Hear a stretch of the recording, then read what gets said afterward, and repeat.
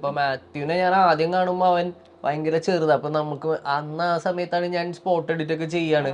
അപ്പോ മറ്റേ ഒരു ടെക്നിക്കൽ ജാട ഉണ്ടായിരുന്നു എനിക്ക്. നമ്മൾക്കിവിടെ അറിയാം എന്നുള്ളൊരു സാധനം ഉണ്ടായിരുന്നു. അപ്പൊ അന്ന് മറ്റേ അനിയൻ പയ്യൻ ആ ലെവലായിരുന്നു. ഞാൻ ഭയങ്കര പ്രൗഡാ. എനിക്ക് ക്രിസ്റ്റിയുടെ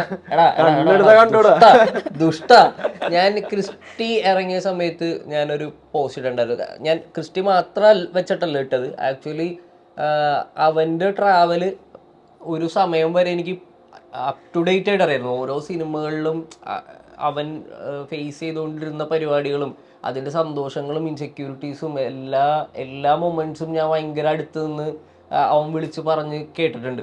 അപ്പോൾ ഇപ്പം ഓരോ സിനിമകളിലും ചില സീനൊക്കെ ചെയ്തിട്ട് അവൻ വന്നിരുന്ന് പറയും, ഇങ്ങനൊരു പരിപാടി ചെയ്തിട്ട് ഇങ്ങനൊരു സംഭവം ഉണ്ട് അതിനകത്ത് എന്ന് പറയും. അപ്പം അത് റിയലി കാണുമ്പോൾ കിട്ടിയൊരു സന്തോഷത്തിൽ നിന്നാണ് ഞാനന്ന് ക്രിസ്റ്റി കണ്ടു കഴിഞ്ഞപ്പോഴേക്കും ആ പോസ്റ്റ് ഇട്ടത്. അപ്പോൾ അതിൽ നിന്ന് ഓരോ സ്റ്റെപ്പിലും വരുമ്പോഴേക്കും ഭയങ്കര സന്തോഷമാണ്. നമ്മൾ ഫ്രണ്ട്സൊക്കെ ഇങ്ങനെ കറക്റ്റ് സ്ഥലത്ത് എത്തുക, അവരാഗ്രഹിക്കുന്നിടത്തേക്ക് എത്തുക എന്ന് പറയുന്ന അടുത്തടുത്ത പരിപാടികൾ വന്ന് കണ്ടുകൊണ്ടിരിക്കുമ്പോഴേക്കും ഭയങ്കര സന്തോഷമാണ്.